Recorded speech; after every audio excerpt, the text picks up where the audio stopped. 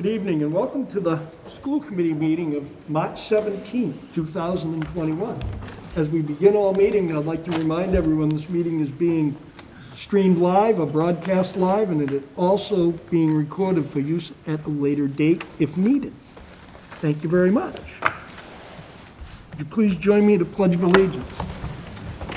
I pledge allegiance to the flag of the United States of America and to the republic for which it stands, one nation, under God, indivisible, with liberty and justice for all. Thank you. Also, please join me in a moment of silence.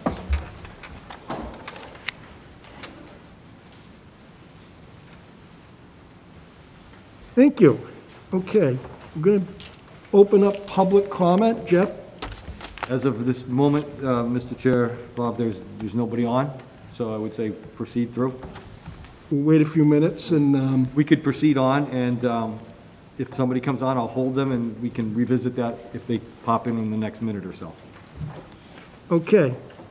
Superintendent's report, and we're going to hear from the auditor, so I'm assuming Correct. they are here. Mr. Tuffy, are our guests here? They are. I think as the committee knows, we're scheduled to have the auditors come in and give us the final report presented to the committee. And then our district treasurer, David Leary, will come and speak for a few minutes as well. So we'll start with our auditors, or auditor, Jennifer Cook from the firm CLA, who is the signing director. Yes, and actually heads up the audit team that reviews our books. Thank you for coming this evening. Thank you for having me. So you should all have the presentation in front of you, so I will start going through that, and feel free to stop me if you have any questions throughout. So on page 3, I just want to talk about what the terms of the engagement were as part of the audit. To express an opinion on the financial statements, to express an... I'm sorry. Talk louder. Can you I was pull going to to the... say, Yep. pull the mic Sorry. down? feel free. Yep, okay.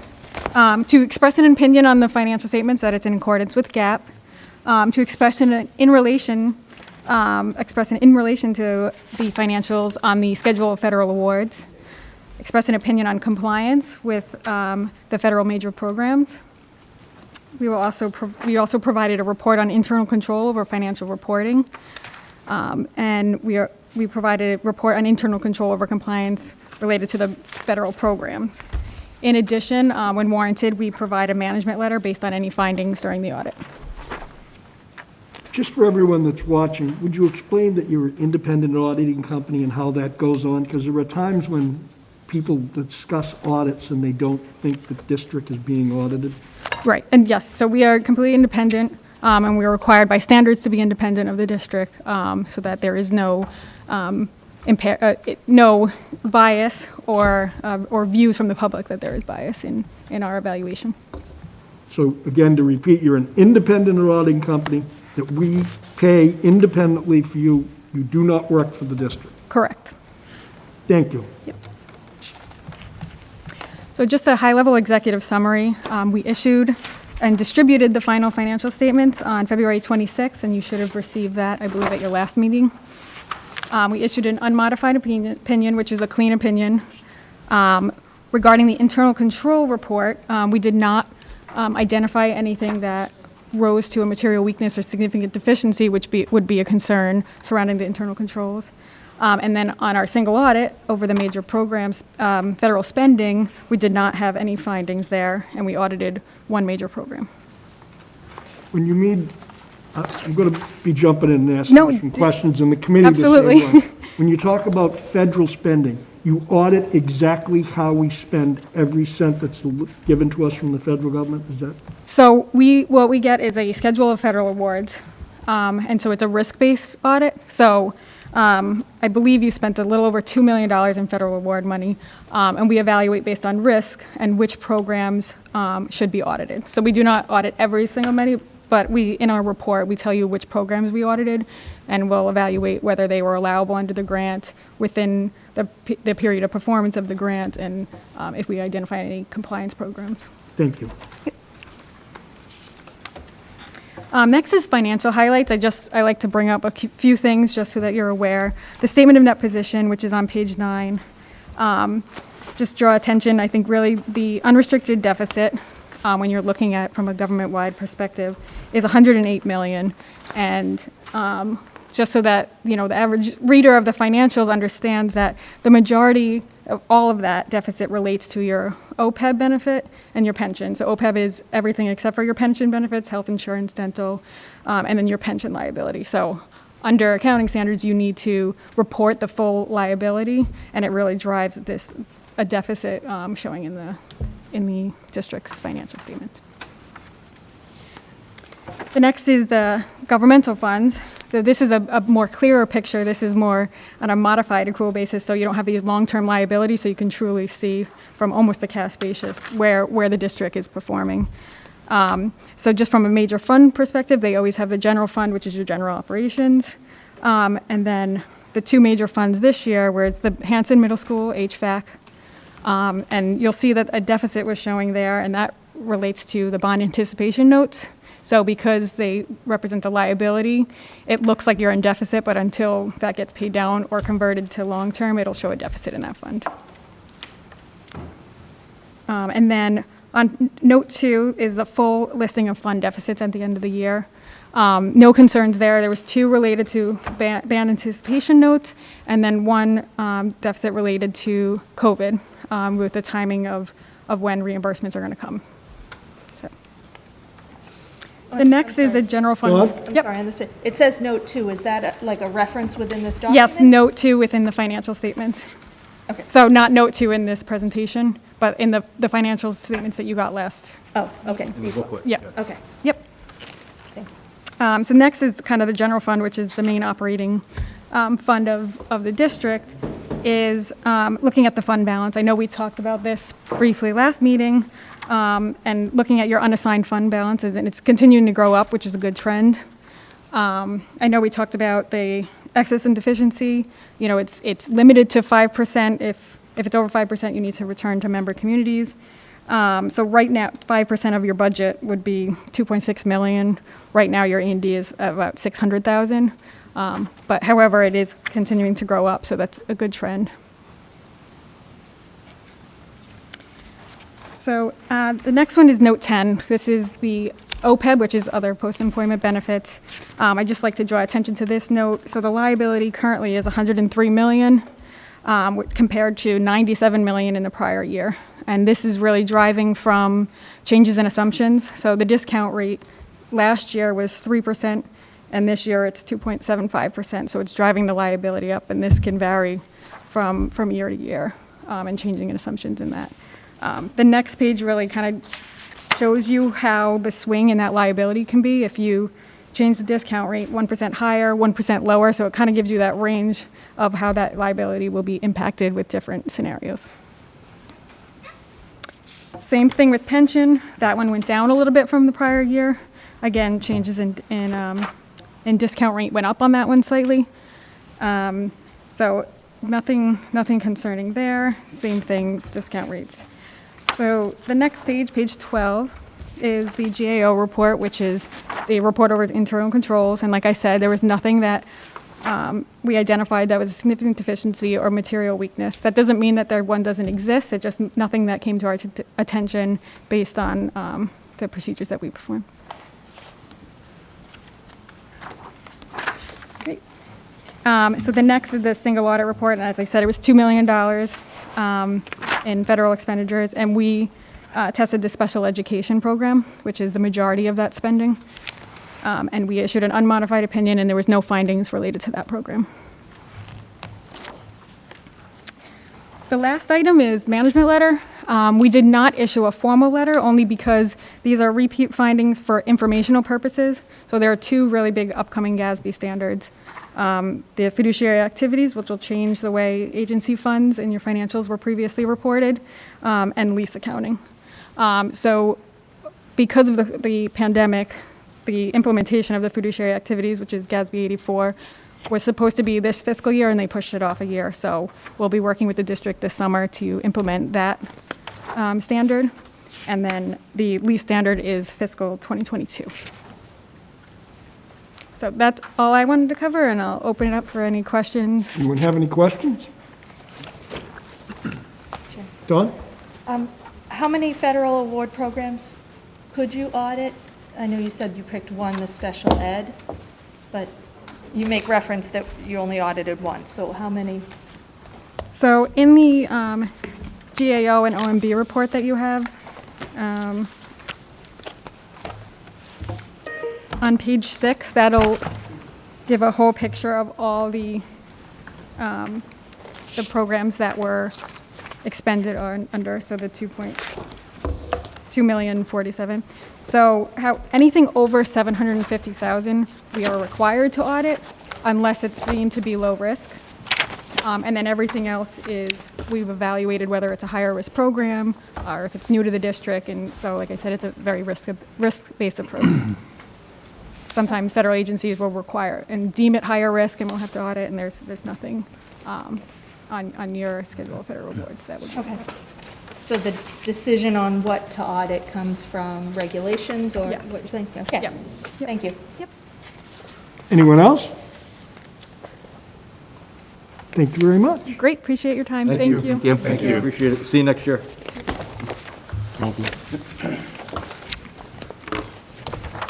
Mr. Tuffy, Mr. Leary.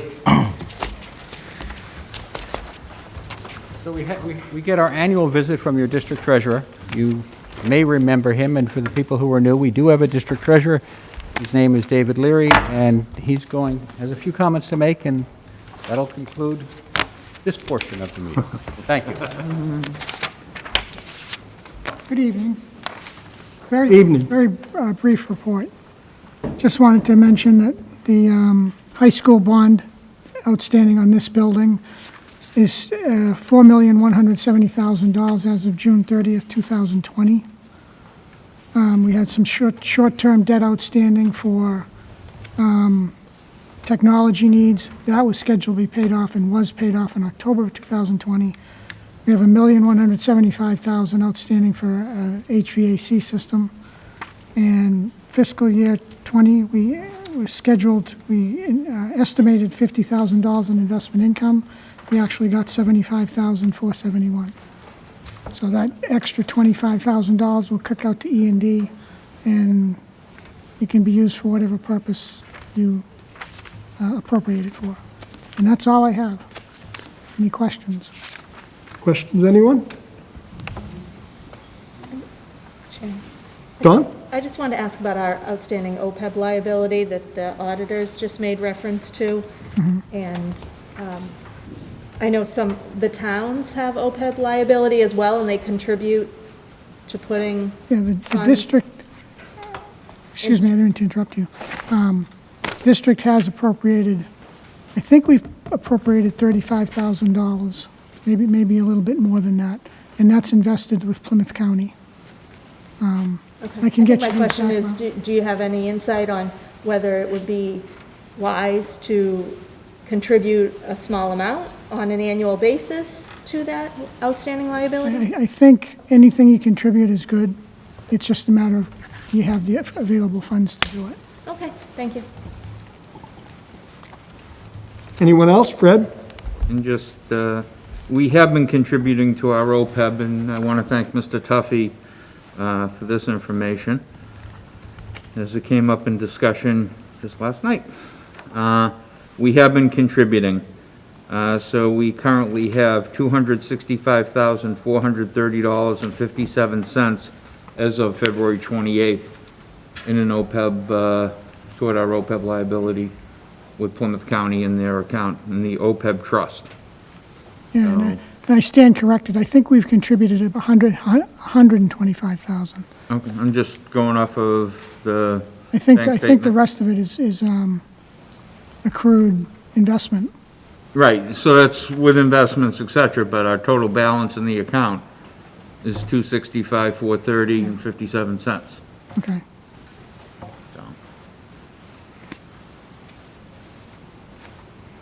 Anyone else? Don? Through you, Chair, to Go ahead.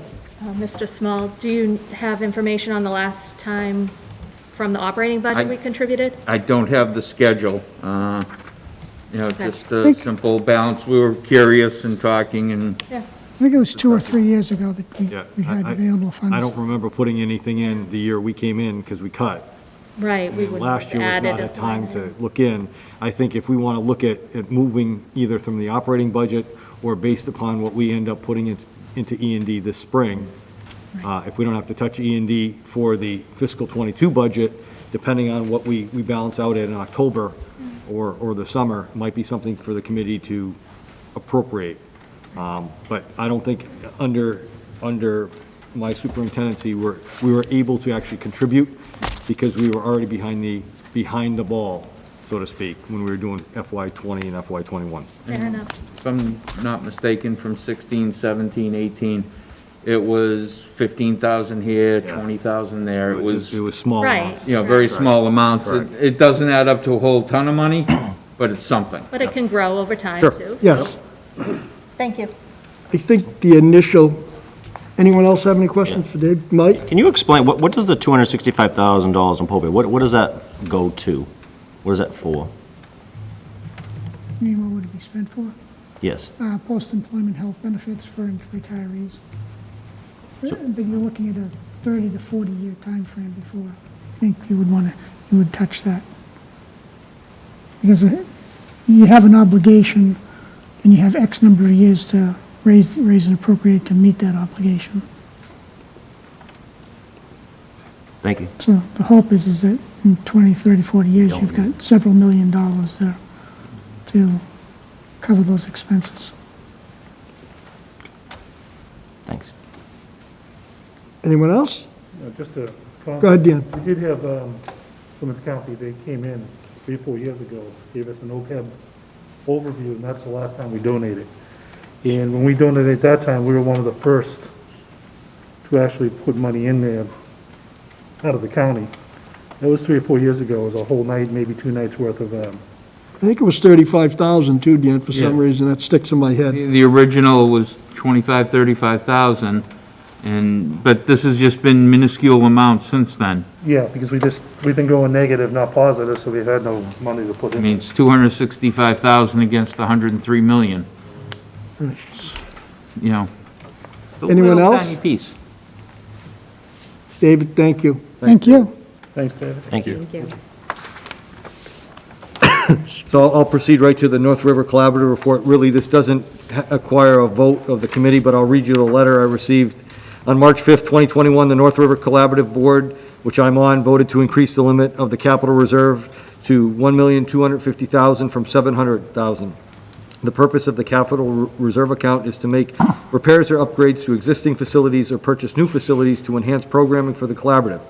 The capital reserve account may only be used for these reasons. The collaborative is in the process of hiring an architect to add classrooms to the at the North River School. According to 603 CMR 50.07, which was adopted by the Board of Education, Elementary and Secondary Education on January 29th, 2013, requires that when a collaborative board of directors revises its capital plan, they must also provide notice to member districts. Here is notice. The only requirement per the above regulation is notice, and a vote is not required of the committee unless the member district disapproves of the plan. The regulations state that if the member district does not vote to disapprove the revised plan within a 45-day period, the member shall be deemed to have approved the revised capital plan.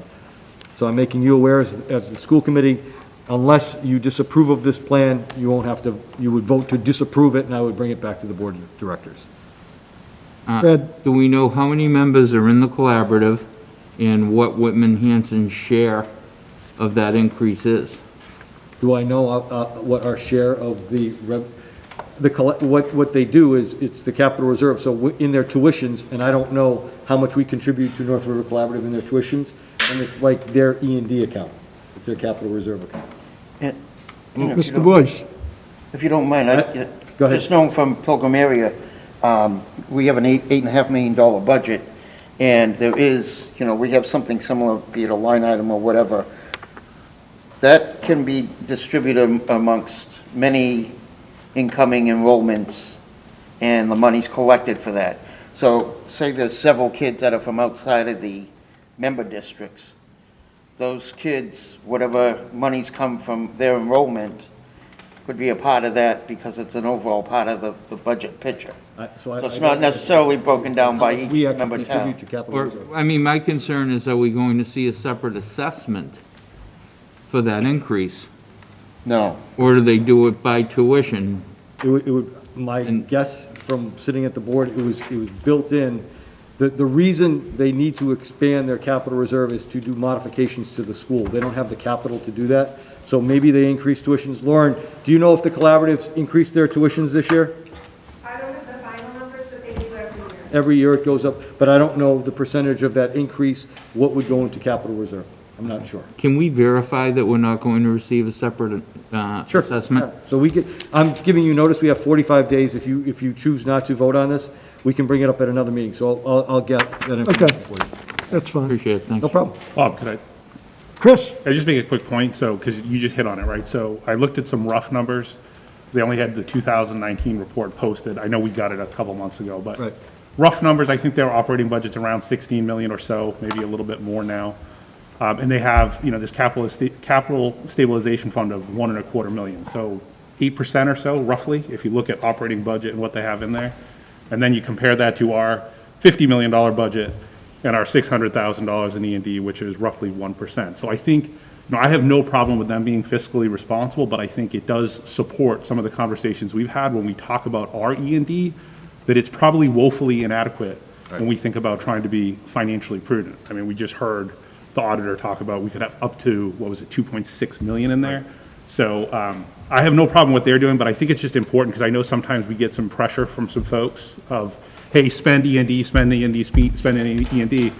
If you look at what the towns have, if you look at what North River Collaborative is doing, I think they're all being pretty wise with how they manage that. So we may want to consider kind of doing the same thing as we proceed to make sure we build up that E&D going forward. So I think it's just a good point of I'll get you reference. that information. I'll get the committee the rest of that information. Next meeting we have, I'll ask Steve where we're at. Okay. Everybody, anyone else? Okay. Briefly on our re-entry update, as you know, we're still scheduled to go April 5th, grades 1 through 12. I want to give a shout out to facilities. They've been doing a great job of putting desks in classrooms, setting up the desks, showing principals what it looks like at 3 feet apart. Our assistant principals will be measuring to assist our school nurses where desks are at, horizontally, vertically, and diagonally, so they can assist in contact tracing. So we're not blowing out a whole class if a student tests positive. They will be doing that prior to students coming back. And I also just wanted to highlight, got a phone call from the town of Whitman. If George, you want to speak about the desks, or I can just speak about the desks. Whitman is covering the Whitman Middle School desk issue, the trap tables, through their CARES program. So Whitman reached out to us after our last school committee meeting, said, hey, look, we can help you. We'll dig in and, make the purchase and we'll refund you. So Whitman's taking care of the desks at Whitman Middle School. They're on order and we should be good to go on April 5th. So I just wanted to say thank you. That was unsolicited by us. They are watching out there, which is awesome, and they picked up on our need and assisted us. George, you want to add anything? Sure, I have some notes. Sure. I will. Well, I didn't see him, no. So, Not only they watching. yeah, right here. I will. So if we just highlight a couple of the challenges that we had again, the time period for changing the method of instruction that you were going to do for your child has passed. That was last Wednesday. That is a hard date, but that was last Wednesday. There have been significant changes, not significant, there have been insignificant changes, I should say, that have taken place at the school.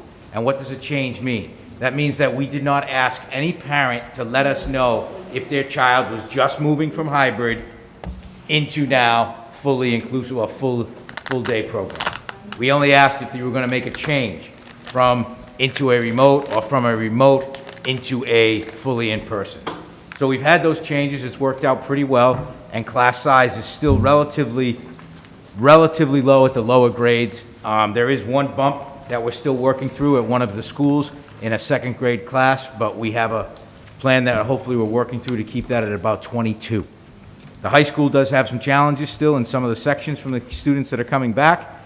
Challenges that can be met, but I would, right now what we're looking to do, if you remember the memorandum of understanding that we had where it said we're going to look for 6 feet and settle for 3. So on some of those sections, we're looking to see where we can get a little bit different areas for some classes to go, so we can keep that, especially in our foreign language classes and a couple of our AP classes. I would also like to mention that there were 314 bus change requests as of yesterday. But of those bus change requests, I would like to thank the community, because most of them, 98% of them were, I just want to confirm I'm driving my child. So they took the time, they took the opportunity. So what it looks like on a lot of our bus routes is 2 to a seat, and the bus routes look manageable. Middle school is usually the highest amount of students that ride the bus, and sometimes those 72 capacity bus routes were at 72 with 3 to a seat. Now, it does not look like that's going to happen. I do want to also let you know that parents always look up. I think Dawn asked the question a couple of weeks ago, when will parents know? How will parents know? So what happens is they have the ability to go into their child's Infinite Campus account, and they can look on transportation, and they would see the bus routes. Those will be updated by next Friday. So by next Friday, the new bus route information will be updated. Right now, what we're doing is taking it down off the website, because we have a Versatran, another system that they have to match with, but those will be available next Friday. Could be Wednesday, but don't quote me, Friday's the deadline. I also want to let you know that we are looking at right now the middle school live streaming issue to not have to take place. Now let me explain that. The numbers of students who went from fully remote, our K-8 full remote program, into the in-person program were such that it was enough that those that came back fully and those that wanted to go full remote from a hybrid program, we were able to fit, as of right now, that's why there's a deadline, we were able to fit it in that our full remote program run by our teachers separate is enough that we can take those, that we don't have to live stream on a regular basis. But the question comes up, well, you have 3-foot distancing now, you don't have 6-foot distancing now. The question comes up is what happens with students in quarantine? So it's going to be that there's going to be no live streaming except when the administration feels there are extenuating circumstances. And the reason why we didn't put the words COVID or quarantine in it is because what happens if David or Steve are in 6th grade and they have their appendix out and they're out for 2 weeks? That's an extenuating circumstance, so they would be given, once the nurse knows, once the administration knows, they would tell those 4 teachers of Steve's 4 teachers, and they would be able to live stream for that duration. But we did not want to continue with it if nobody's there, because we want to state that the safe operation of school is taking place. There is a return to normalcy, as it were, just like hopefully next September you return. So we did not want to put something there that would allow for someone to stay home if they really didn't need to, or someone to just sort of take a day off and check in. So that is also what's taking place. One of the last challenges I want to mention is the Chromebooks. It seems to be that as of today, that with the state of Massachusetts talking about MCAS moving grades 3, 4, and 5 to May to mirror what the high school is, we still haven't heard much about middle school.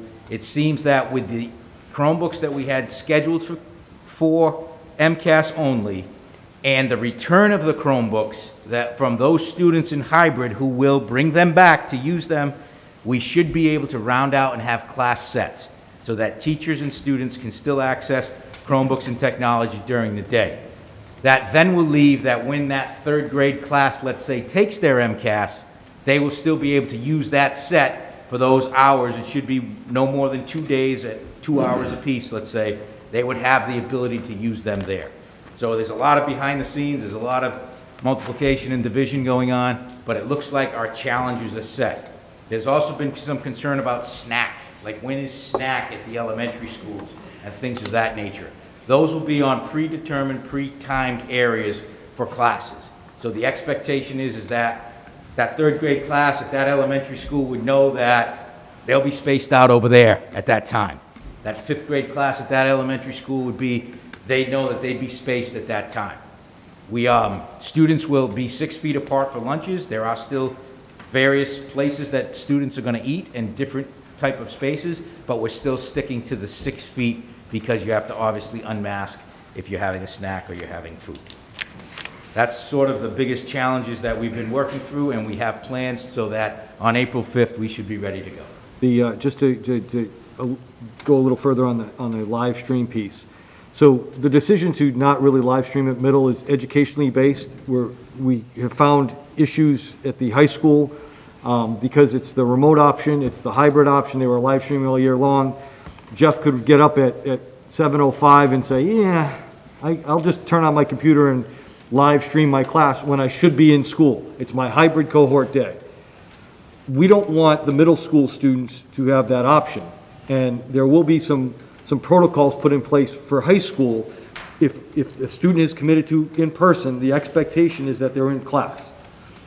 If they log on from home, a call will come from the high school office or from the counselor's office to the home saying, did you know that your son or daughter is home? They will be marked absent today. You need to provide a reason, because the expectation is they have a seat in class. We all determined that the best way for students to learn is with present in front of a teacher. So we're trying to dissuade from, I overslept, I don't really want to come to your class, but I'll check in. At the middle level, we don't have that as a remote option, so we are now just saying, hey, look, the computer's off in the classroom. Unless deemed necessary, that will be our quarantine/administrative purpose to then turn on the computer, because kids will be out. And we do have the option this year, and I would say this year only, if a student is out for an extended period of time, that the teacher will live stream from class. But we just need folks to know that. We are opening April 5th. The expectation is when you signed on to that sheet that you're live in person, that your son or daughter comes to school. They might have an ability to log on at home, but that's not going to be acceptable anymore. We need to do better. We need to have kids in class. I think I'm really happy with the entire team, from teachers to administrative staff to facilities and grounds, and everybody's pitching in to make this happen. All the challenges that we put out early, I think were duly noted. People needed to know the challenges, but we're superseding and moving past those challenges so that we're ready to go that first Monday in April. Questions? And George, I just noticed Mr. Hyman, Lincoln Hyman, the new town administrator at Whitman is here, so thank you for the desks. You delivered. I appreciate it. Are you going to put them in place? But thanks, Lincoln. Thanks for coming tonight, too. Of course. Thanks. You need help unboxing them?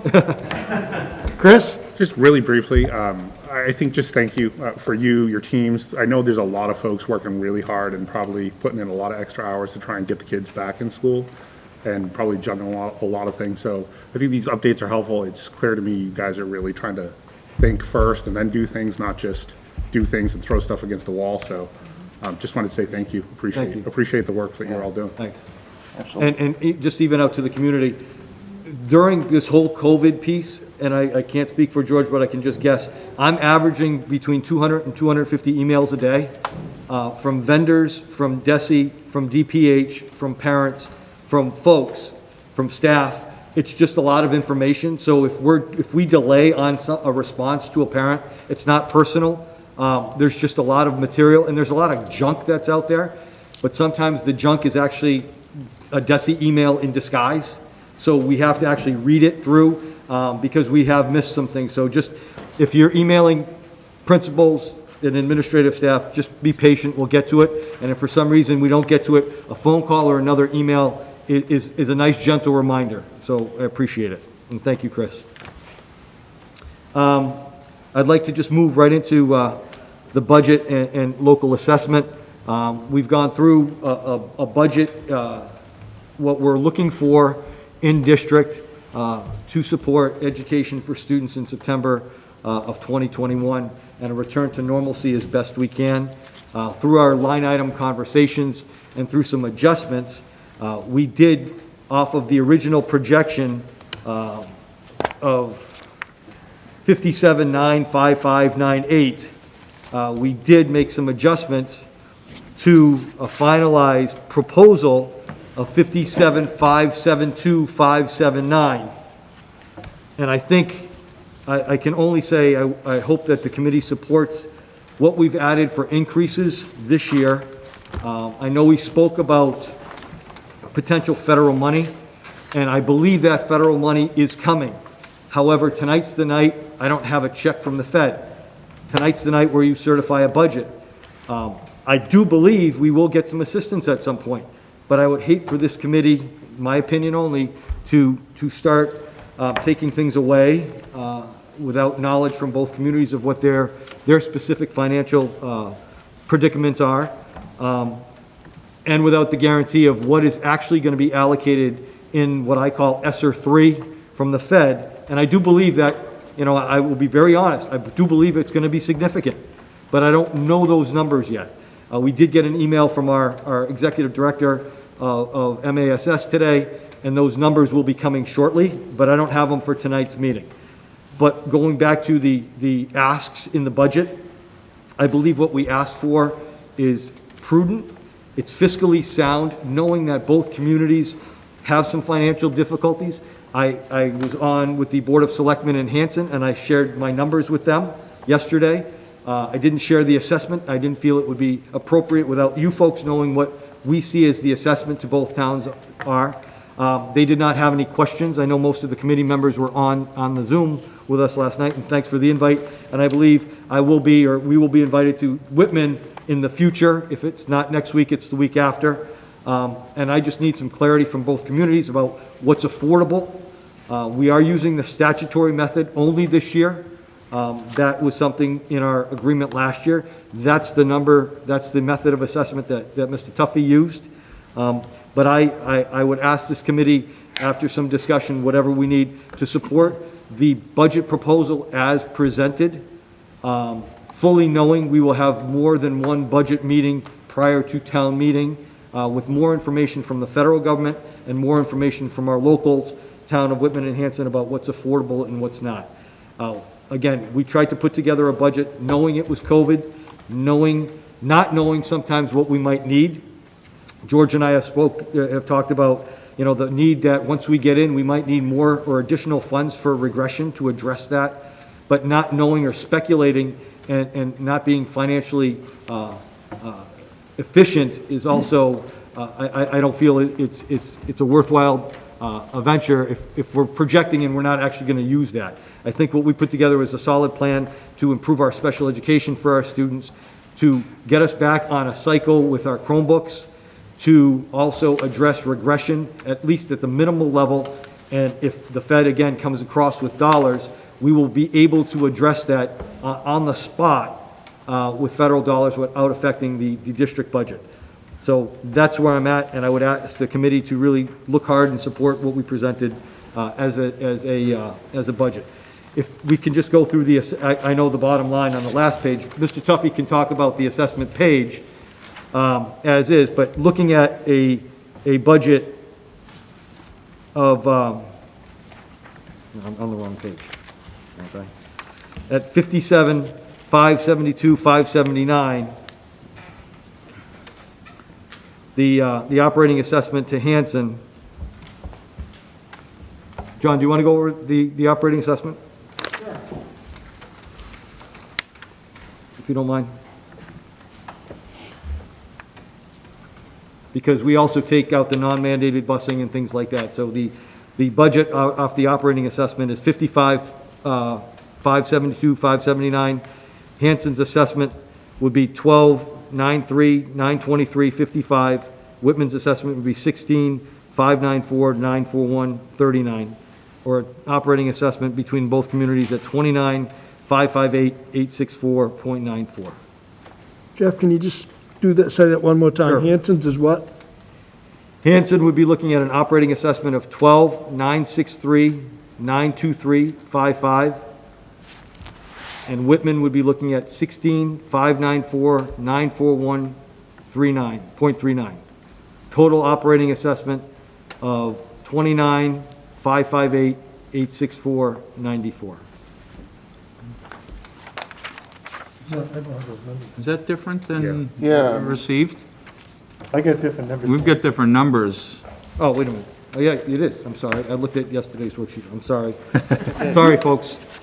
No, actually, you were right in this column. I was right. I'm looking at the Yeah. last page. Right. Yeah, on page 3 of 4. John, since you're right up there, why don't you do that so I don't mess this up, please? Thank you. Yeah, It's just a combination. Yeah, thank you. Right, yeah. So let me start with, the assessment that was put together was done with the statutory method. And the method that I followed is one that I've used before. I'll be glad to go through it and understand my desire here is for accuracy.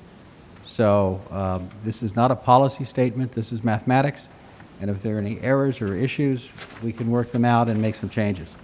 Before I go any further, I just want to make a couple of comments. The first is the non-mandated transportation numbers that you see here are estimates. And I expect that they may change, and I expect they probably will change when we get better information about ridership. In fact, they're slightly different than what you saw before because we have some updated information, and that's going to be subject to change. The total amount won't change, but perhaps the distribution will. The Hanson capital for HVAC, that was the air conditioning project that we had at the Hanson schools. That will change. When that changes, it will affect Hanson's assessment. It will not affect Whitman's assessment because Hanson pays for that by themselves. And there have been some decisions. This will not come as a surprise to Mr. Stanbrook at Hanson because they made some decisions recently about how they want to structure the repayment of that loan, and we will pass that through when we get the numbers. And finally, one of the changes that's driving the change in the assessment has to do with required minimum contribution. Overall, the minimum contribution has gone up $795,000, $795,538 exactly.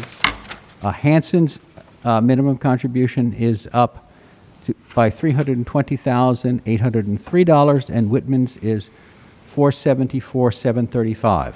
You don't need to write those numbers down, but I say that because that's made a difference, and the reality of that is Hanson has seen an increase in their assessment, in their minimum contribution of 46%, Whitman at 54%. So it doesn't go up the same for both towns. That's just the state numbers. That has nothing to do with me. I don't know if you're interested in going through this in any level of detail. I'll be glad to. I spend hours doing it and obsess over whether I got the numbers right. So, where does the information come from?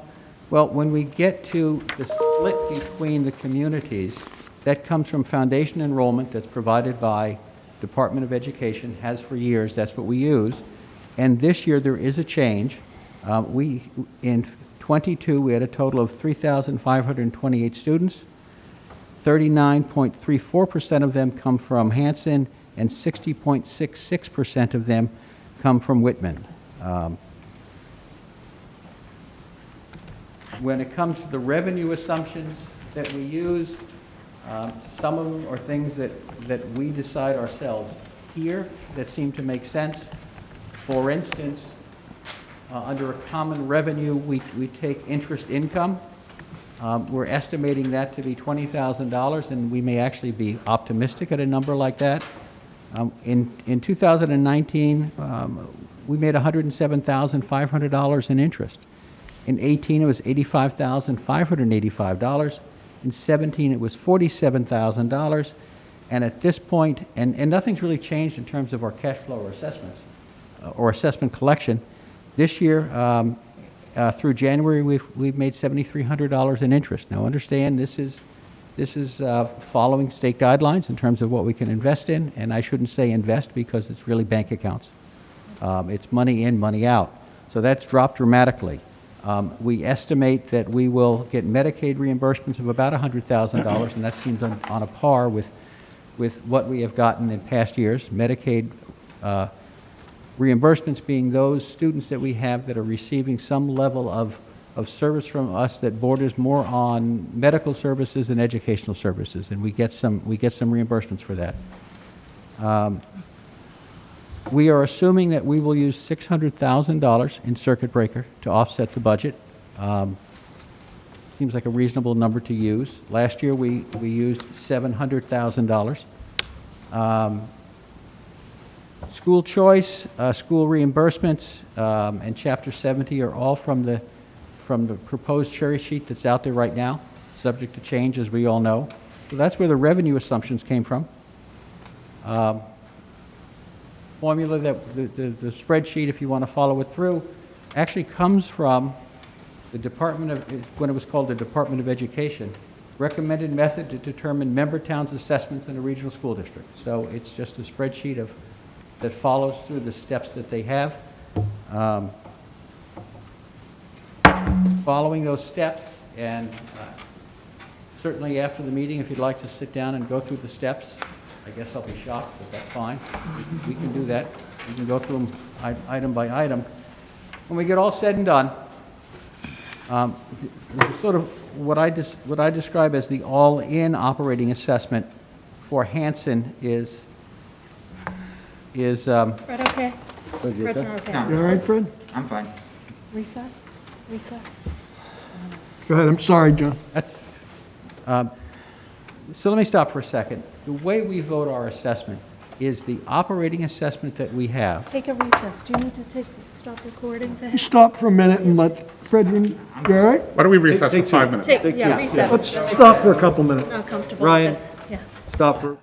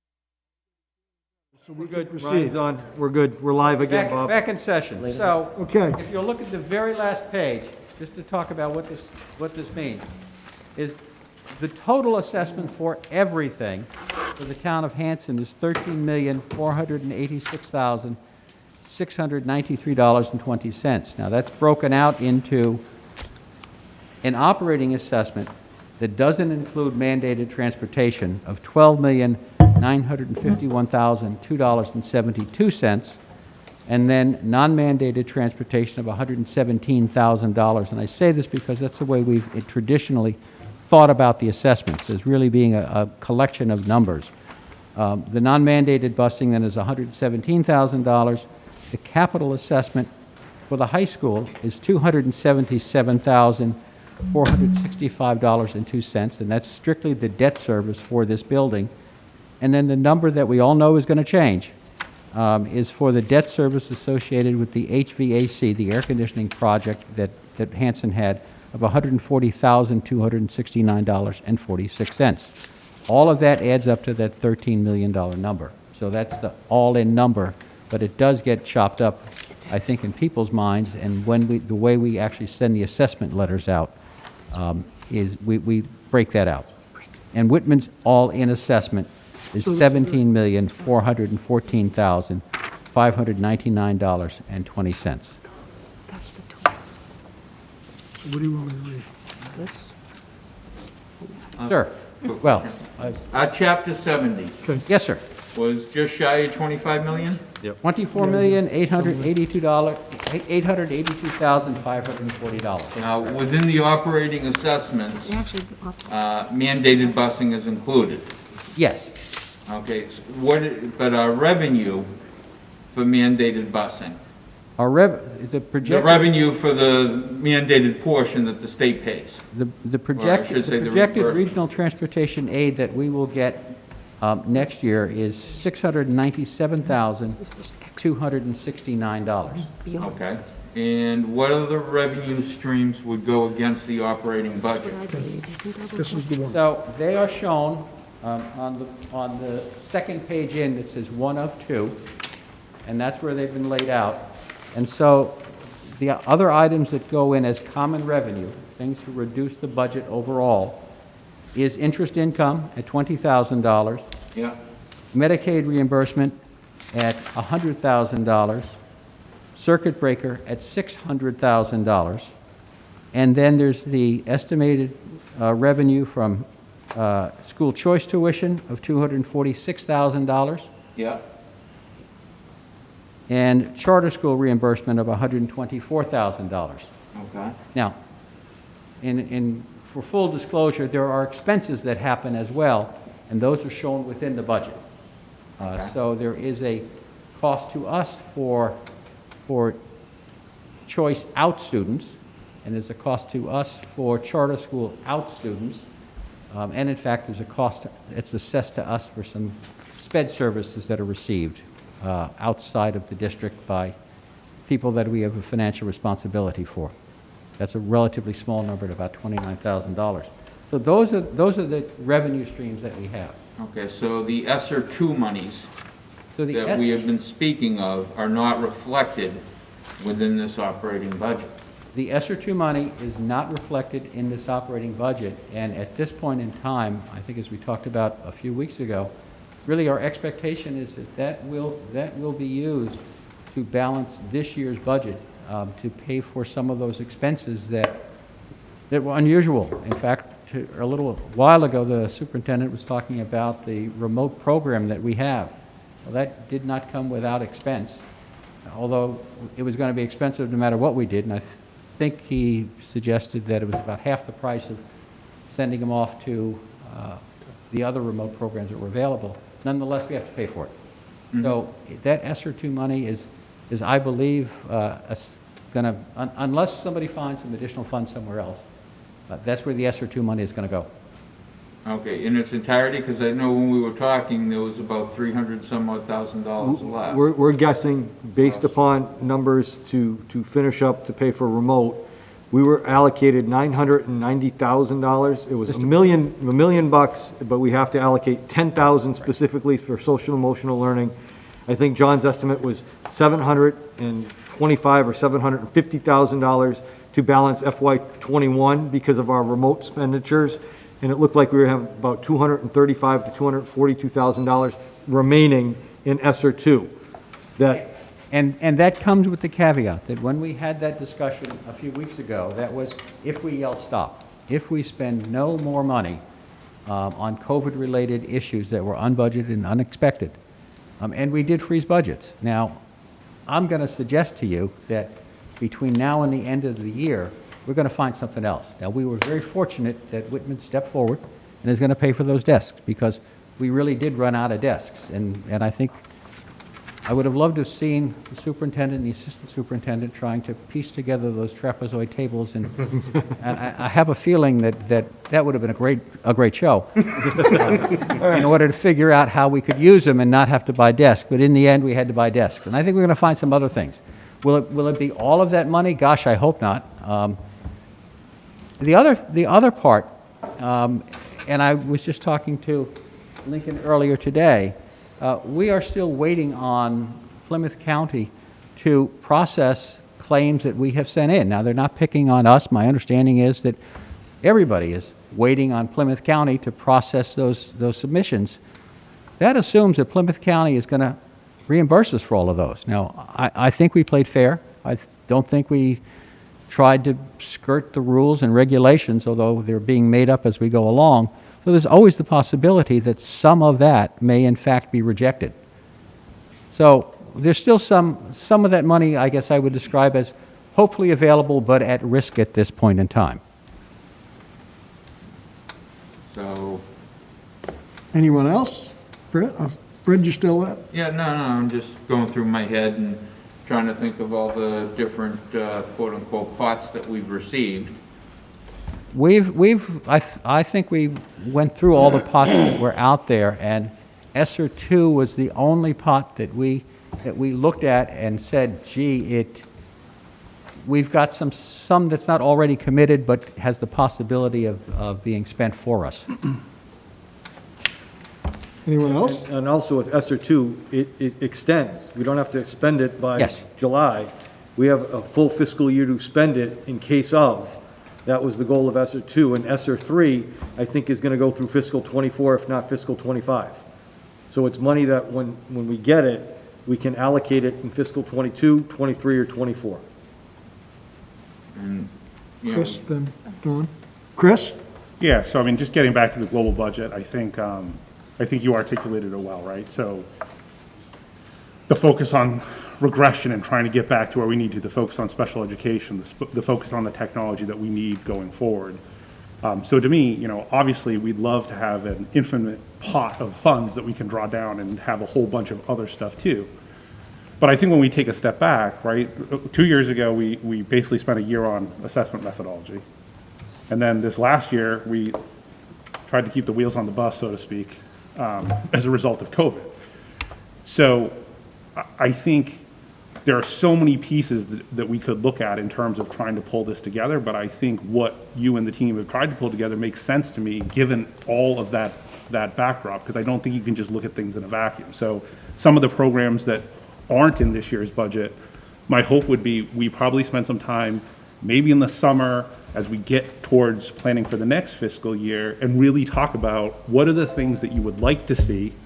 God forbid we don't have a pandemic or some other crazy thing, you know, holding us back, and then work towards building those into the budget a year from now. So I think this is really good, given where we are, where we've been, and what we're trying to do. And I'd support, you know, what you put together.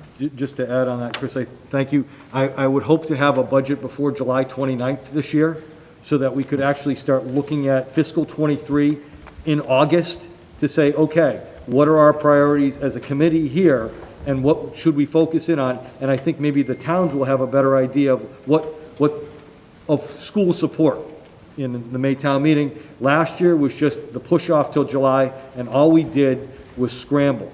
And again, we put in the line item, we have 4 teachers. Thank you both towns for submitting or supporting that effort.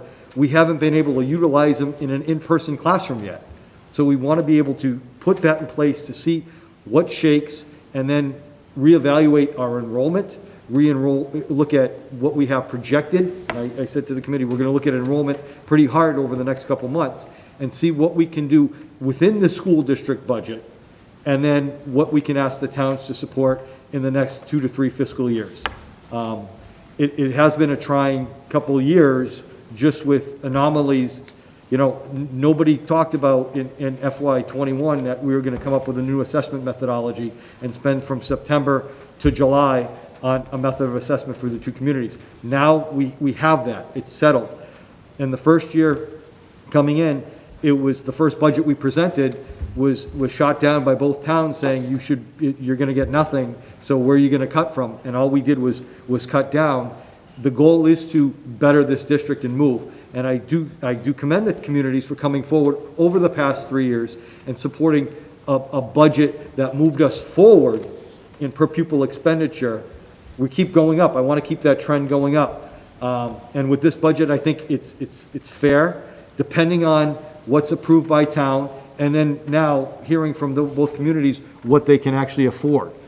Because we really haven't heard from them yet. I've heard different things, but nothing official. And I think, again, this is the night where we move forward, and I appreciate that. And I think if we can get something passed this spring, we can start looking in FY23, FY24, FY25 to say within these 3 years, this is our priority, and we're going to get it done, whether internally or externally.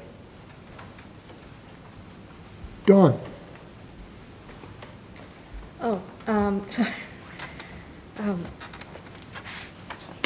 Sorry. Just getting back to what the towns can afford, and I know we haven't heard anything, and I was on the meeting, so thank you. As the chair of the policy subcommittee, I've looked at a lot of policies, so I just want to bring it to the committee's attention. It's a rather, mundane task, reading through policies, but policy DA is fiscal management goals, so I'll just read a little piece. And as trustee of local, state, and federal funds allocated for use in public education, the committee will fulfill its responsibility to see that these funds are used wisely for achievement of the purposes to which they're allocated. And it goes on to say, because of resource limitations, there is sometimes a temptation to operate so that fiscal concerns overshadow the educational program. Recognizing this, it is essential that the school system takes specific action to make sure education remains central and that fiscal matters are ancillary. So I appreciate you putting forward the budget that you did. I think we are moving forward. And that's important to remember. Our charge is what the students need. Mr. Small? There was a in-depth report, and I believe you sat on the committee, Don, done by Mr. Madden, who looked at all the finances in the town of Whitman. And one of the recommendations was that the assessment of what Whitman could afford within their budget was an increase of 5% or up to 5% on an annual basis in the educational operating budget. Knowing what those numbers are, knowing what the growth numbers are estimated to be, what the increased levy capacity is for the town, you look at it and you say, how much of that portion can we reasonably be expected to get? And, if you do those numbers, it works out to be about $760,000 of an increase for the school district. And then if you look at what the increase in revenue to the town is, it's probably about $1 million. So you're taking 75% of the increased growth, and they still have to worry about trash bills, increased health insurance, all the things we worry about, as well as all their employees. So, to me, and that would be an overall assessment for the town of Whitman of $16 million. As opposed to the 16.5 I think we're at now. 16,575, 19 and 22 cents. So, I think that's, sort of the guidance that, maybe we haven't heard officially, but we do have it in a report, and we do have it as a somewhat of a practice that was published by the town of Whitman, for that.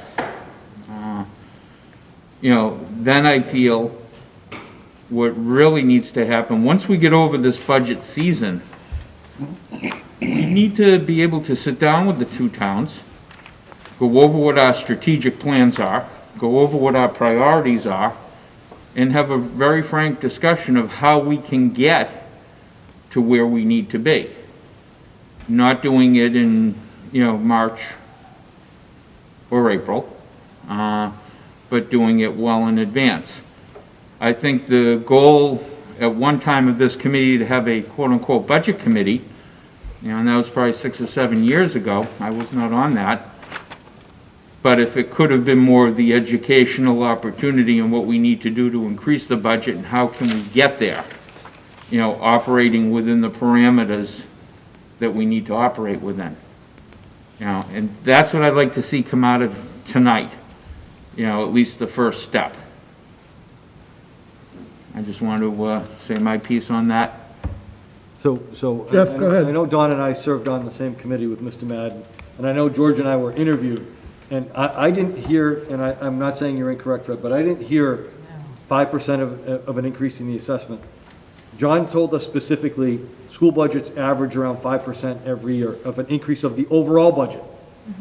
And if it comes higher than that, you're probably out of line. But the school budget drives a town. So I heard 5%, and when we actually did our budget this year, we had that 5% number on the board to see where we could be based upon the Madden report. And I'd have to refresh my memory, and I know putting Lincoln on the spot, he probably hasn't read it, so I'm not even gonna ask you, but if the selectmen are out there watching and wanna give me a call tomorrow to tell me I'm full, and Lincoln, if you wanna come up, that's what I heard from him, and that's what I believe was presented, and I could be wrong, but I don't know if that's what you heard, Don, as well.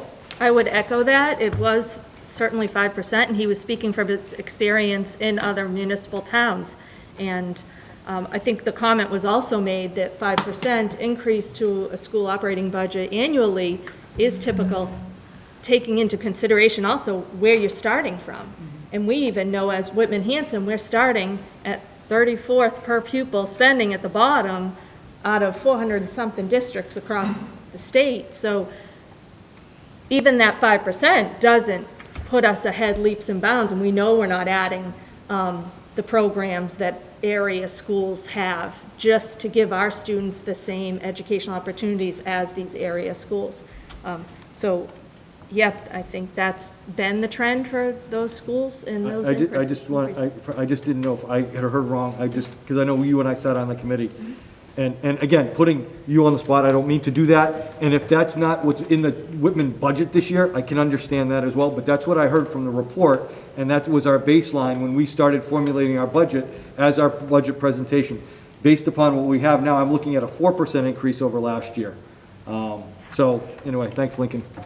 Sure. So I would encourage all the members of the committee who may not have reviewed that Madden report. I'm certainly looking at it as a blueprint that'll be helpful going forward. I'd encourage members of the public to read it. It's on our Town of Whitman website. To clarify, and I don't think on purpose, but there are certain, I think, a number of some misconceptions about that report. So what the report speaks to, and I actually just reviewed it again. I read it, I don't know how many times, at least 3 times now. What the report speaks to is that traditionally the school assessment amount year to year has been rising at 5%.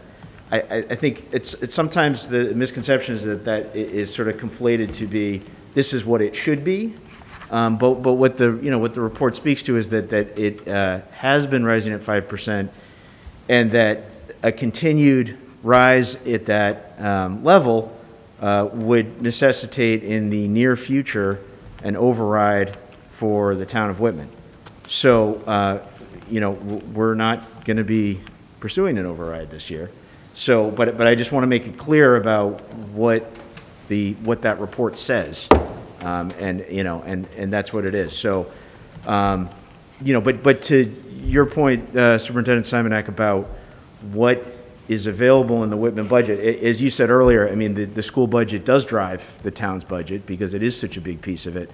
So it's sort of a chicken and egg kind of thing about, you know, how much is available? Well, what's your budget going to look like? But I would say that, you know, I think, you know, from everything I understand, I'm not, you know, I'm speaking on behalf of Whitman, not Hanson, but from everything I understand, that they're looking at a probably pretty significant override in Hanson in order to fund, you know, what's desired there in Hanson. So I've said this, you know, privately to folks, and I'll say it publicly. I mean, Hanson is driving this bus this year from a financial perspective. From my perspective, what is, you know, that I think it's important to talk about a school budget that includes an assessment number for the town of Hanson that will pass in an override in Hanson. Mm-hmm.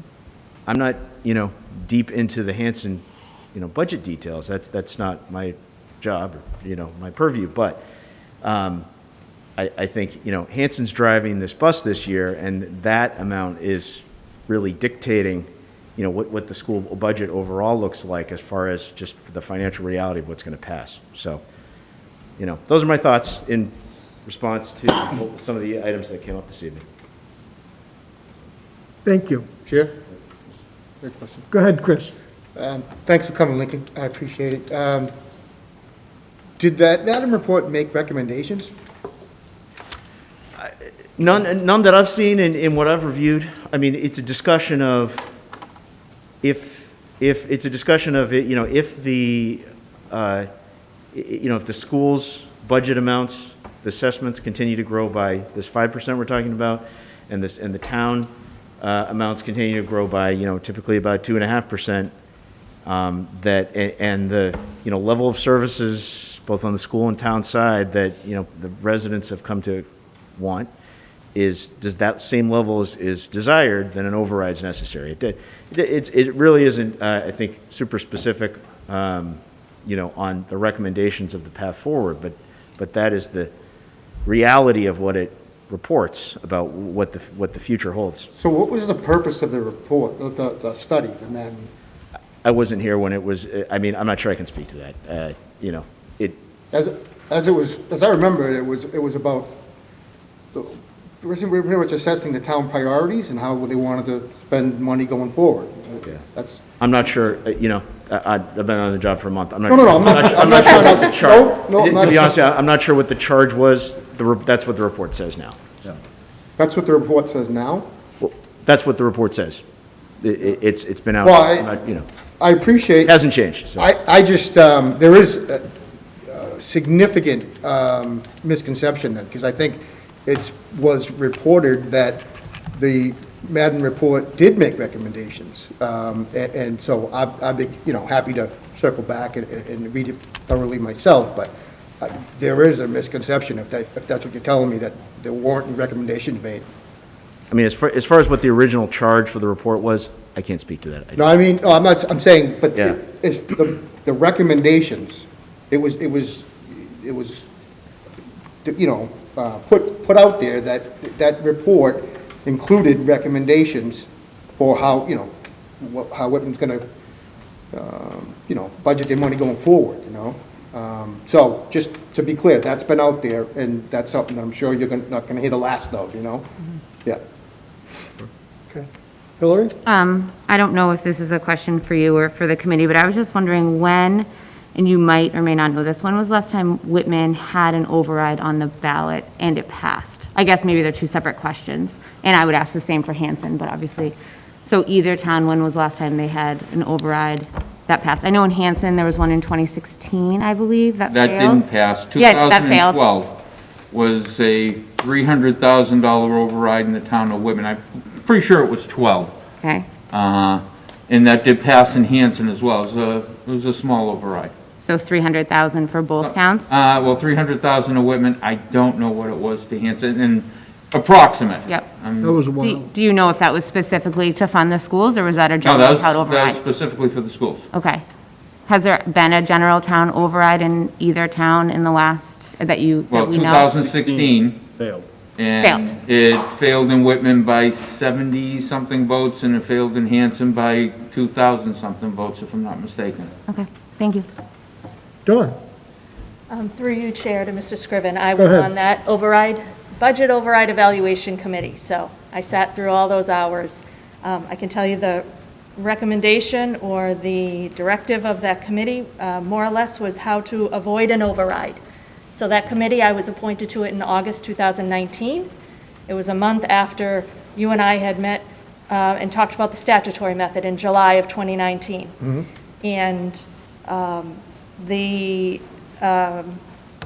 Mr. Madden came forward and talked about Whitman's finances and how things could be utilized best to essentially whether they would have or not have, or need or not need an override in 2020, because that would have been the 19. And there was a vote taken at the end of that meeting, and all the members voted no override. I was the one vote that felt like we needed an override. There was a need for services to be funded. So if I may, I just wanted to share, that was my experience on that committee. As far as saying, Mr. Heineman, as far as Hanson driving the bus on this, I feel that's a dangerous conversation, because the towns have been driving the bus on our school budget for decades, and essentially, that's why we're at the bottom. Because one year, whether Hanson couldn't afford it or Whitman couldn't afford it, that was just the nature of the ping pong ball bouncing back and forth. And at this point, the committee has a duty to consider the students' needs first and put forth a budget that meets our needs, and the towns will decide how they fund it, and the FinComs and the boards of selectmen will make that decision. But I'm here to advocate for students and staff.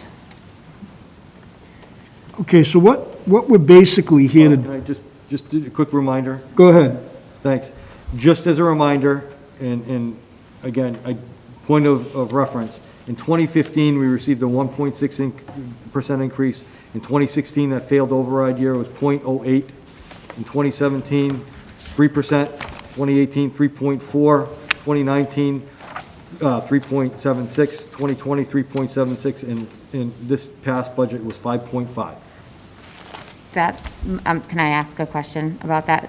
So those aren't to the overall assessments to each town, that's just the That was a budget? percentage increase of the overall budget. Okay. Fred, and then I'm going to Yeah, and go into this. I'll be brief, because, through you to Dawn, because Dawn asked the question how, we're so far down in our spending. Every town is different. We're blessed in one respect that we have a far greater share of Chapter 70 money than we would otherwise be entitled to. So we're very much blessed because we get a good sum. At the same time, we're cursed because the annual increase in our Chapter 70 funds is so minuscule, under 0.5%. Whatever we do to increase our budget, our overall school budget, it falls right back onto the shoulders of the member towns. If you had a district that was receiving a nominal increase in their Chapter 70 funds, the impact to the districts would be far less. It's a catch-22. So, and I wanted to bring that portion out. Okay. So what our charge is this evening, the superintendent has recommended a budget. This number that we vote, once it is voted, can not go up. It can only decrease. It cannot increase. So the $57,572,579.40, once we vote it, we're stuck at that number. It cannot increase, and this is the recommended number that the superintendent has given us. Now, as I think it was Dawn just said it, or Fred, I'm hearing all kinds of stuff. Yeah, I got the hearing aid, and Fred, I can. You're right. The funding of what the superintendent says is, it's his duty as the superintendent, the chief executive officer of this school district, to tell us what he thinks he needs to have a successful year with students. And you've heard quite a bit about it in the last week or two, and we've met quite a few nights. So the three votes that we're going to take tonight, one is on the total budget, one is on what Hanson's number will be, and one is what Whitman's number will be. And then it goes to the selectmen, to the finance committees, it comes back to us, and see how the numbers work out. This is the beginning of sealing the budget process for the start. We have 45 days, that's why we're doing it this evening. It cannot be put off. I think last year, because everything got moved, and everything was nuts last year because of COVID, obviously. So we had meetings outside, we had all kinds of craziness going on. And the same stuff is going on. I know that a lot of, everyone on this committee has got frustrated at one time or another, and we're peppering the superintendent with questions. I'm going to get into that after we vote the budget. With questions, and he's getting 250 emails a day that he's trying to answer. So I've got sort of a little recommendation, but I think we should move to voting the budget first, if there isn't any further discussion. So here is the first motion. Motion to adopt the FY '22 proposed budget in accordance with pre-K to 12 Whitman Hanson Regional School District Regional Agreement, Section 4E2, and Mass General Law, small c, 7116B, at $57,572,579.40. I'll make that motion. Second? Made by Mr. Boyce, seconded by Mr. Cullen. Discussion. Dawn? Can I ask Chair a question in regards to your comment about the budget cannot go up? Once it's approved, it can only go down? That's correct. Where does that information come from? That part I can't quote chapter and verse, but John may be able to. John, you have the MGL on that? I'm not chapter and verse, but I've heard it for many, many years. You cannot increase your budget once you have voted. I'm not sure I agree with you, Mr. Hayes. And I think that and I've heard that here a couple times, and perhaps we should talk to district council. I believe that up until town meeting, the budget can change and the assessments then change because the budget changed. However, once we vote an assessment and it's certified by the district treasurer and delivered to the town, we cannot go up by any action of the school committee. It would take a town meeting action for that to happen. So I think I think so I suggest we get this clarified with district council or contact DESI regional office at Malden to get a definitive answer. But I believe, in fact, up until the vote of town meeting, the budget is on the floor, it can be changed, and that will in fact drive a change in the assessments.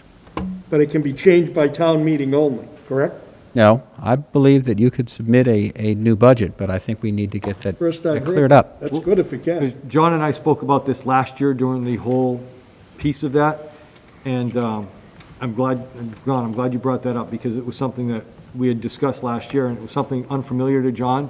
Again, sitting in this seat and sitting in the gallery, that's always been said and approved by council on both sides, both Yes. Whitman and Hanson. So we can check with that. I still think we look to putting forth our budget as presented tonight, and then we can come back within the next week or two to affirm that. Perfect. But we can send this off to the towns if that's the goal of the committee tonight.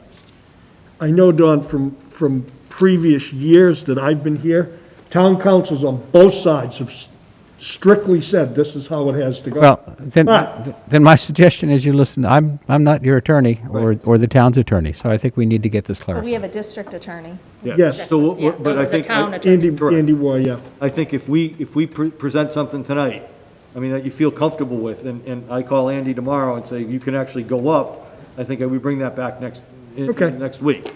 And we're still submitting something to the towns that they can then legalese argue about it if we're incorrect or not. But I would still try to put forward something so that both boards of selectmen can start to look at what you've affirmed as your budget moving forward. I just That have- answer? Yes, thank you. I have one follow-up question about this budget process and completion. And I'm a bit frustrated over the presentation of it and the lack of information leading up to today. And I will acknowledge that all the committee saw an email that I had been requesting reports. And I appreciate you sending those out. And I know you mentioned, Superintendent, that you will work towards, next year improving this, because it's been the past 2 years. We've repeated that statutory method, COVID. But my reason for asking for these, and I brought this, because I have it. This is Dr. Whitner's budget book from FY18, FY19's online, and all the information I asked for is in past budget booklets. So if possible, if this is something we can move back to, we got away from it. I don't know if you have the template available, but, grant funding is in here, teachers by district, and it's on the district website. I know you've put it up there. It's on there. So the nature of my questions isn't to inundate anyone's inbox. It's simply to get the information to be informed so I can vote on a budget tonight and have all the information needed together. So thank you. Thank you. Anyone else? So I have a motion and a second. Does anyone have any other questions? Okay. All those in favor of the I'll read it quickly again, $57,572,579.40 as the proposed FY22 budget. All those in favor? All those opposed? All those abstaining?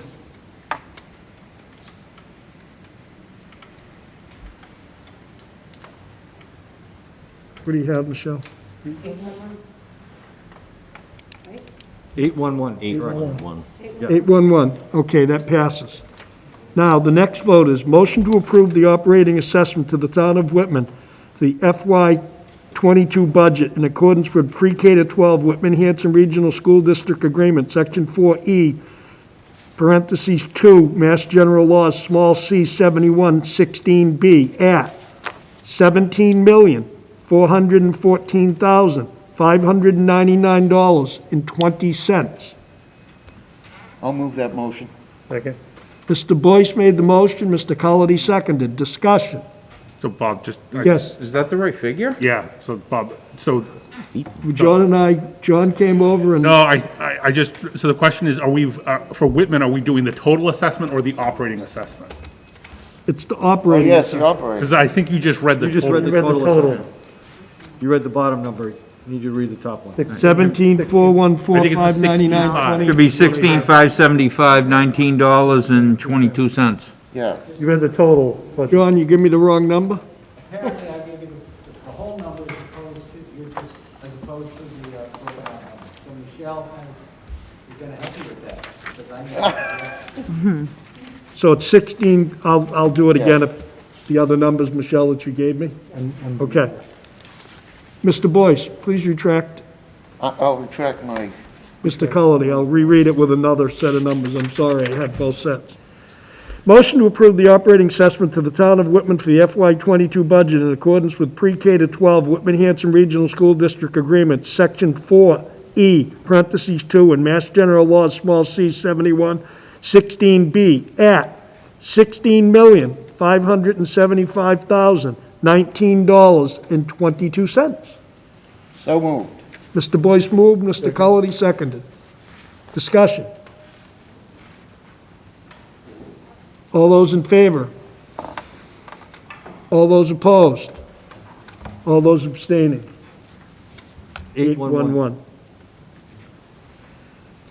Motion to approve the operating assessment to the town of Hanson for FY22 budget in accordance with the pre-K to 12 Whitman Hanson Regional School District Agreement, Section 4E, parentheses 2, and Mass General Laws, small c 7116B at $12,951,002.72. So moved. second? Mr. Boyce and Mr. Cullity again? Discussion. All those in favor? Opposed? Abstaining? 811. Okay, so that's the start of the budget process. And again, I had two sets of numbers. Me too. Okay. Kind of finishing up budget, this is just a little bit of housekeeping. If we're going to work better or cleaner as a committee, and this is to do with budget stuff, the request from the superintendent, or any request for general office, please please come to the chair, send it to me, I will share it with the superintendent. We're going to establish a timeline, because what's happening is everybody's not getting the same information. There's different emails from different people requesting information, and it's not really getting shared with the committee. So it's coming out that everybody's not getting the same information. We will establish a timeline, maybe 2 to 3 days, because as you heard him say earlier, he's getting inundated with trying to open school and all kinds of stuff. So the central office is getting barraged, and they don't have enough people to answer everything. So we're going to try to just tweak it a little bit. Nobody's blaming anybody. We're going to tweak it a little bit and see if we can make it a little bit better so the information gets shared with everyone. Fred? So if I have a question, I send it to you, I don't carbon copy anybody, just directly to you. And then he'll look at it, I'll share it. Yeah, no, I understand, you'll I'll forward share it it over, with every but, single person. but I'm not and- gonna carbon copy anybody, it goes directly to you. And the answer. In other words, so everybody's getting an opportunity to look at what the question was, and then get the answer from the superintendent. And that way, everybody's sharing the same information. Sure. And it may be better when we come in as a committee, we may work better and more collaboratively by having all the same type of information. It's just, we looked at how some others are doing it. And so that's one thing. And also, he would like to know if we could take all-day K and not discuss all-day K, restructuring middle school foreign languages, and also start times until the fall, until we're through this cycle and we start school in September. He'll have better numbers, and again, it'll slow down what's going through his office, because there's tons and tons. I mean, I get there probably out of necessity a little bit more, and there's tons of information, and they've drafted everyone to try and get this information out, but we're trying to get it out to everybody at the same time.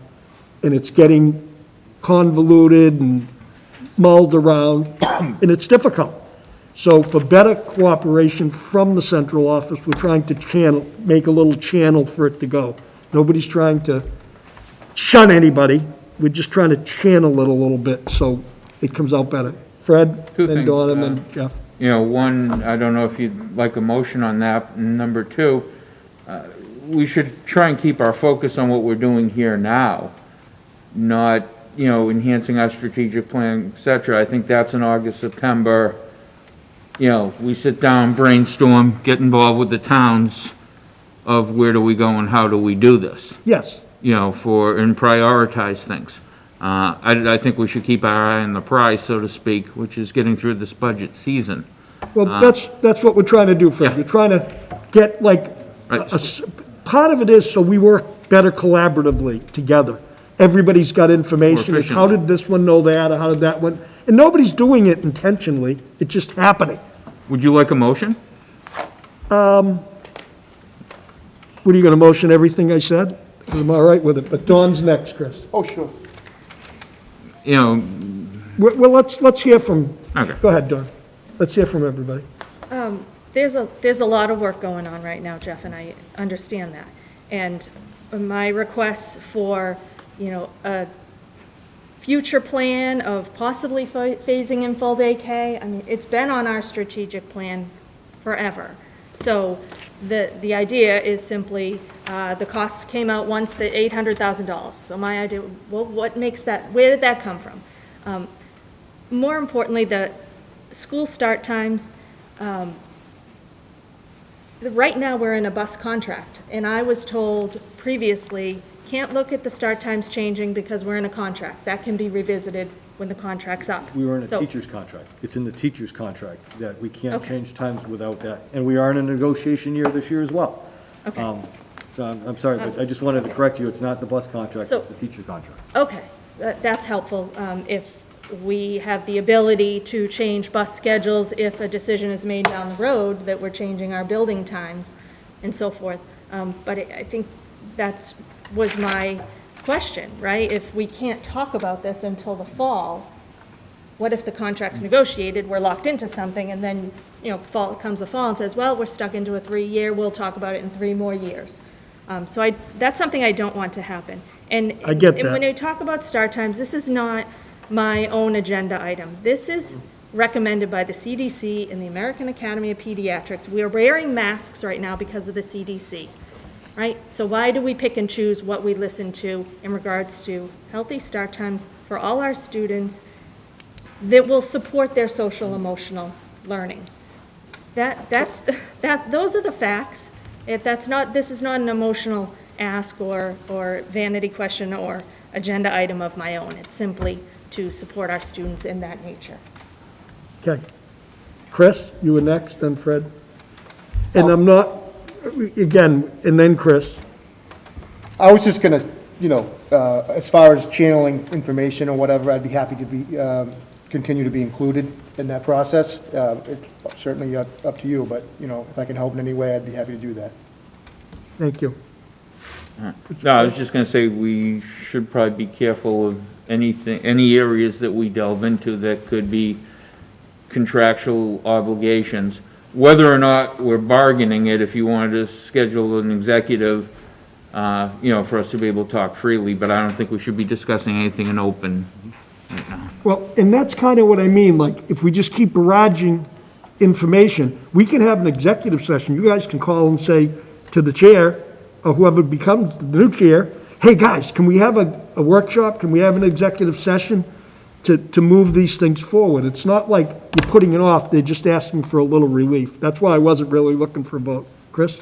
Yeah, I mean, I think everyone that's here has things that they passionately believe in, right? That's why we're here. So there may be things that I think about, like, I'm big into early childhood education right now, and a lot of things that are going on with that, and there's a whole bunch of research and things that would support that. There's early college, we could probably each rattle off our own 3-5 things that we think could make the district better. I think the balance we have to find is, we hire folks to help lead that initiative, right?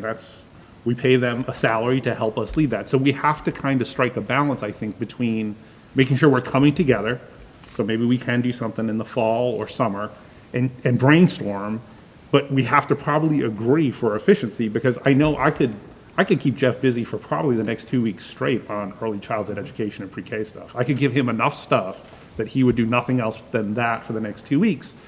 But I'm not sure that that's really appropriate unless we all agree that's something we all want to explore. So if I'm asking a few things, Mike's asking a few things, Hillary, David, the team is never going to get anything done. So to me, I think the spirit, hopefully, is we can find a balance between the passion that we all have and things that we believe in, coming together, coming up with 2 or 3 things, working with the administration on those 2 or 3 things, because again, I'm not an educator. That's not what I do. We have folks that's what they do. They've gone to school, this is their life profession, and find that balance of how do we come together and then knock those out collectively, right? So I like where this is going. I think we want to be really careful, because we don't want to stifle the passion that people have to make the district better. But at the same time, we do have to have a degree of efficiency and effectiveness, or we're just going to keep, we're going to chase 20 things and not accomplish anything. That's kind of where I'm going. I'm trying to get it so it's channeled in emotion, so everybody can get what they want to do. But Bob, I guess where I'm going is, even if I think that's where you're going to have to potentially keep us honest. I think there's a difference between sending an email and saying, hey, I have a question, which no problem if we channel it that way, versus, hey, I have a question because I want you to research, again, I'm going to use my, what is it going to take to get pre-K 3 to 5 education in the district, that's not really a question because there's, weeks of research that's going to have to come after it. So, I think something like that, maybe that's where we have to bring it back to the full committee and say, hey, what does everyone think? Is this something we want to explore? Because there's just a finite amount of priorities and budget dollars to support these things, so. Exactly. Like like you said, if everybody had 3 ideas and there was 30 ideas, you'd never get anything done. So it needs to be determined if that's where the committee wants to go as a committee, and that will take votes. But specifically, I guess, that's why I'm not sure, Mr. Small, if I'm looking for a motion, I'm asking more for a general consensus on, if you can funnel the questions to me, I will funnel them to Jeff in the next 3 or 4 days, because we just came up with this. We'll come up with kind of a timeline, maybe 2 days or 3 days. It'll depend on the ask. I mean, that's the honest answer. If it's research-based and it's something I will be able to tell you to get to the committee, it's going to take me a week because John's out. He only works 3 days a week or whatever. And everything that you guys do is for kids, and I love it. I mean, and this is a me statement, I'm feeling absolutely overwhelmed and swamped right now between teachers and their fears of coming back and kids coming back and the budget and not knowing and this. I'm feeling absolutely overwhelmed and swamped, and I don't want to disappoint anybody. So I asked Bob to help me out because I don't want to disappoint anybody on this team. I don't want to disappoint parents out there and kids. And I haven't gotten to a classroom in 3 weeks. And I'm usually out and about with George 2 to 3 times a week in classrooms seeing kids. And we have not been able to breathe because of budget stuff, because of COVID stuff and reentry stuff. So that's where I feel negligent to my people because I'm supposed to be out there working with them to make sure their work environment is okay, and I haven't been out in class. So I'm asking as a help to us, and whenever you folks ask for something, my team doesn't want to disappoint me, so they scramble and takes away from their job. Everything's important right now, and I'm just looking to ask this committee to prioritize the needs in this budget cycle for FY22, and then start going forward with what we have to do for our kids. So thank you for hearing. Chris? I think we certainly do have a need to move towards, working better as a committee. Yeah. All right? And I think anything that we can do to get there is a good idea. And you mentioned those workshops and things like that. I absolutely want to see that happen. We need to strive to function, effectively, right? And that's going to take us working together collectively. Well, I have reached out to Hardy. He's been busy. Him and Dorothy Presser have had some stuff going on. They can't just focus 100% on Whitman Hanson. But he did say this week he's probably going to get us some dates. And the second he gives me dates, I told him no Saturdays because that was kind of the general consensus. It was going to be a night. We can do a governance workshop with them. It's free to the district. And that may give us some other avenues of how things can be done differently. But we want to work better collaboratively and collectively because Jeff read one thing, and it's true. I see 10 people in this room all committed to student success. They wouldn't be here donating. We're here Monday, Friday, everybody's here for the same Tuesday, thing. Wednesday, Thursday. Monday, Wednesday. Bob, can I just add something? And Go ahead. Go ahead, Helen. And then we're going to move on. I think that one suggestion that I would have, and perhaps this is just me because I am in education, so I know where to go to get some answers, but for me personally, if I have a question, I try to find the research myself, or try to ask somebody where I could research things myself, and then perhaps come to the committee, or go to you and say, hey, I want to talk about this next time. Or, if we find something, if you go on DESE website, they have the number of teachers in every building. They have the number of students in every building. They have a plethora of information, and I would be happy to show anyone the amazing things that they have there. But there's so much information there that maybe you're getting emails about things that, like, it's a simple search on the DESE district report card or the school profiles that we could all do ourselves. There are a ton of us. It's just something to consider, because the information is out there because it's a school, right? So everything the school does has to be put there. And if you're looking to compare school start times every school start time on the South Shore is on their own website, you know, so there's all kinds of things, so that might be a suggestion as well, so then, because what might happen too is you might become inundated with emails and emails and emails. Already know it's So coming. just a suggestion. Yeah, it's all right, though. It's good. All right. Chris? Thanks, Thought Hillary. you I had your think- hand up. Oh, I'm sorry. Who? Go ahead, no. Oh. I meant Jeff. No, I just was pointing to Chris. Yeah, no, I think that's a great point, and I think these are the types of things that we can share with each other. I'm sure there are other resources, you know, when we meet together in a workshop, and how do we want to conduct ourselves? You know, what kind of protocols do we want for our committee to be effective? And so, you know, absolutely, we should be sharing resources, but, you know, to do that here is not probably the appropriate forum. We need to do our own, you know, work to make ourselves better. We need to do homework, too. Yeah, sure. We certainly give the students. So I just want to say thank you for hearing me. I appreciate all of you, and I appreciate you hearing me. And I will be very upfront to say, when things are slower or whatever, if we want to move the district forward, I just need everybody working together. That's all.